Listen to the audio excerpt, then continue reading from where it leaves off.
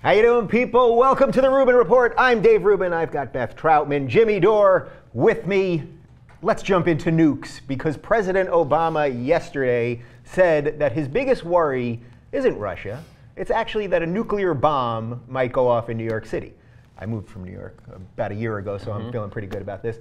But not only that, but just a couple days ago in the Netherlands, a group of world leaders got together to play some nuclear war games to sort of figure out the planning and preparation and fallout, no pun intended, if a nuclear bomb was to go off in a major metropolitan area. So each world leader had a computer tablet with touchscreen options to make one of 4 responses to a series of 4 scenario films played out by actors. So they literally were watching actors act out this situation. In the war game, a terrorist attack with an atomic dirty bomb takes place in the financial heart of an unnamed but Western metropolis. This is probably New York if it's in the case of the United States. And in a competitive environment with a ticking clock, the world leaders had to make rapid choices before the results were presented to the group, followed by discussion.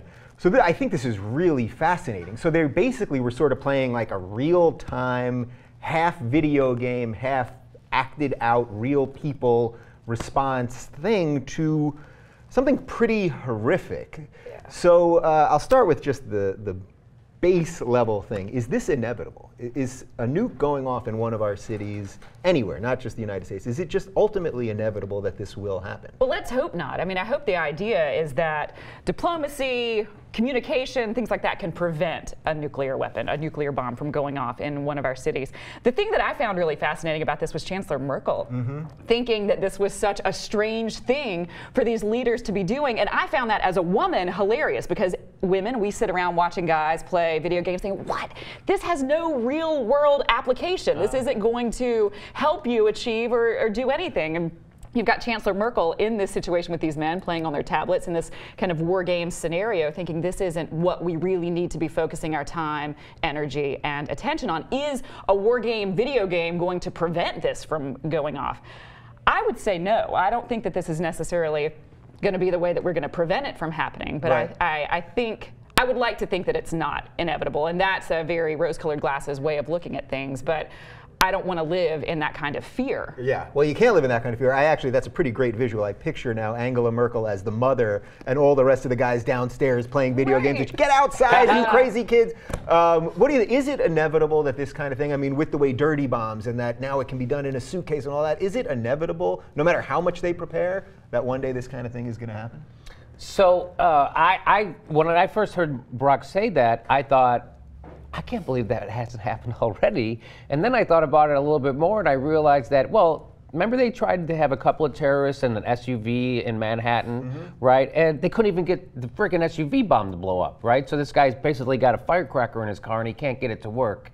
So, and then there was the guy with the bomb on the plane. He couldn't get it to work. And so I'm like, I think even if they do get a dirty bomb, they probably won't get it to work. They won't get it. We have lucked out a couple times, right? With the shoe guy and the underwear guy, things that don't really work out. What do you make of Obama saying this, though, the way he did? That was shocking the way he said it. It seemed bizarre because he is so measured and controlled. So it's one thing if he truly isn't that concerned about Russia. I think that's okay, and we have to let diplomacy work. But the idea of that he just suddenly out of nowhere said, well, you know, our most important city, it might be destroyed by nuclear, seems sort of out of character for him, doesn't it? It seemed like a strange political move. I mean, in my mind, it was him trying to take the focus off of Russia, off of Putin, off of what's going on, and off of the criticism that he's getting for his foreign relations, his foreign policy. So you think he was just like, oh, let me say the craziest thing possible that'll scare the shit out of everybody? That was one of the things that was my first instinct reaction whenever I heard him say that, because suddenly, if you hear the president say that, then your fear goes in a different direction. Yeah. I thought about, like, well, what are the people in New York thinking when they hear that? Right. You know, can you imagine if you're a kid in school and the president on TV says, we're worried about someone blowing up New York with a bomb. What the F? Are you kidding me? Should I be scared all the time? The president's saying it on TV. I thought that was irresponsible of him to say it like that. It would scare the shit out of people living in there. And I also think it's funny, whenever they call it a dirty bomb, it makes me laugh a little because, you know, my parents always castigated me for swearing in my comedy so much. Why you got to be so dirty? It sounds like the bomb is just coming all the way. It's going shit, That's what everybody else would be saying. Yes. Yeah. Such a dirty bomb. Look, obviously we're not privy to all the stuff that's going on with these games, or what's really going on with who has nukes and all that kind of stuff, and scientists that defect from countries and all that. But do you think these games actually do anything? Because they've been doing these for years. This isn't the first time they've done this kind of thing. But it makes me think, if a nuke was to go off somewhere, let's get out of America for a second. Let's say it went off in Paris. How about that? Do you think the games would actually matter? Jimmy's going frickin' French. Freedom Prize. You're still on that Freedom Prize thing. Do you think the games would mean anything? Because I feel like there would be such chaos and such a cascading effect of lunacy that none of the things that they're doing would really matter. I couldn't agree with you more. Yes, you try to plan for a nuclear war, huh? Hey, let's try to plan for when your head blows up. Okay. What should I do after my head blows up? Well, first you put a bandage around it. It's like, no. So I think it's all, once a nuclear bomb goes off, that's it. Game's over, right? Don't you think? I do, yes. It seems, I guess they have to do their due diligence, but they hijacked a plane and flew it into buildings in New York, and we invaded Iraq and Afghanistan. What do you think if someone blows off who else? We're going to strike somebody with a nuclear bomb. Yeah.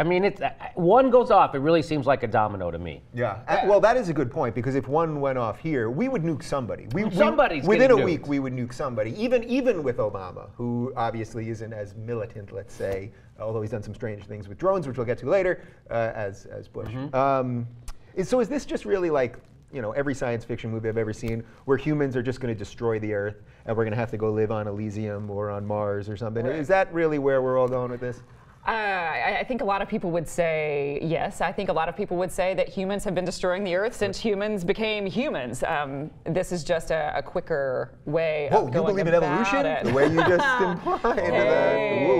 Edgy stuff today, Jimmy. It is very edgy. What do you think? Is this humans, are we going to just do it to ourselves between greenhouse gases and global climate change and everything else? And nukes? Yeah, well, I wouldn't buy property in Florida. Yeah, I'm not, I don't think we're going to make it past 2050. I don't think we have to worry about Social Security running out of money. I think we're all going to be dead before that happens. They say Miami's going to be underwater in like 30 years. People don't realize. Yes, that's what I'm saying. I wouldn't buy property in Florida. And, the whole thing people forget, like Syria, what's happening and what's destabilizing that whole region is a drought. That all started because of a drought, and people came into the cities protesting, and then the police overreacted, and it started this whole thing. So, they talk about climate change having geopolitical impact. It's happening right now. Right. It if absolutely we're going to worry is. about something, that's what we should really be worrying about and focusing on, because that's a much larger problem and something that's really happening. I mean, we shouldn't be necessarily thinking about playing a game and wondering what would happen if a nuclear bomb went off. We actually have something that's like a nuclear bomb that's going off consistently, that's causing huge problems. It just takes a longer period of time. Yes. You think we have some progressive around here? We started with nuclear war. We brought it around to climate change. So there you go.